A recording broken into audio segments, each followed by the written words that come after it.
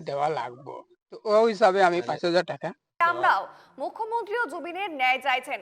তিতাবরে শনিবার এমন মন্তব্য অর্থাৎ এই মন্তব্য করেছেন কেন্দ্রীয় মন্ত্রী পবিত্র মার্ঘেরিটা এবং জুবিনের তদন্ত যেভাবে এগোচ্ছে তাতে সন্তোষ প্রকাশ করেছেন গরিমাও। দাবি পবিত্রের। আর এখানেই শেষ নয়, জুবিনের রহস্য মৃত্যু নিয়ে তদন্তের পর চার্জশিট তৈরি করে সেটা আদালতে তুলে দেবে এসআইটি, জানান পবিত্র। চার্জশিট দাখিলের পরই বিচার প্ৰক্ৰিয়া শুৰু হবে। গৰিমাৰ সৈতে কালিও মই কথা পাতিছোঁ। গৰিমা গাৰ্গে যি হেৰুৱালে, আমি অসমবাসী আমাৰ ৰত্ন হেৰুৱাইছোঁ। 100 বছৰলৈ তেনেধৰণৰ ক্ষণজন্মা শিল্পী জন্ম নহয়, আমি তেনেগৰাকী আমাৰ অসম ৰত্নক হেৰুৱাইছোঁ।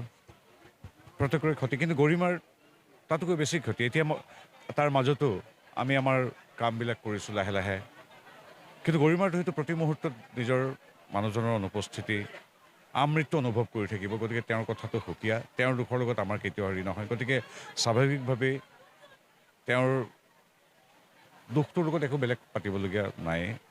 কেৱল গৰিমাই নহয়, গৰিমা গাৰ্গৰ পৰা আপুনি মোৰ পৰা মুখ্যমন্ত্ৰী ডক্টৰ হিমন্ত বিশ্ব শৰ্মাদেৱলৈকে সকলোৱে এইটোৱে বিচাৰিছে যে এই মৃত্যুৰ পিছত কিবা ৰহস্য আছে নেকি, যিটো কথা সকলোৱে কৈছে।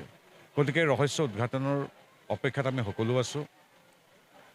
আৰু যি তথ্য, যি অনুসন্ধান, সেই সকলোবিলাক ৰাজ্য চৰকাৰে ন্যায়পালিকাৰ ওচৰত দিব।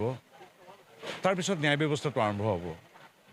ৰাজ্য চৰকাৰে প্ৰয়োজনীয় সমগ্ৰ অনুসন্ধান কৰাটো ৰাজ্য চৰকাৰৰ কাম। ৰাজ্য চৰকাৰে তাৰপিছত যিখিনি আছে ন্যায়পালিকা কোৰ্টত জমা দিব, কোৰ্টেহে সিদ্ধান্ত লয়। তাৰপিছত ৰাজ্য চৰকাৰে হওক, ৰাজ্য চৰকাৰৰ মুৰব্বী হিমন্ত বিশ্ব শৰ্মা, আপুনি, মই, সমগ্ৰ অসমৰ ৩.৫ কোটি মানুহ গভীৰ আস্থাৰে আমি ৰৈ থাকিম।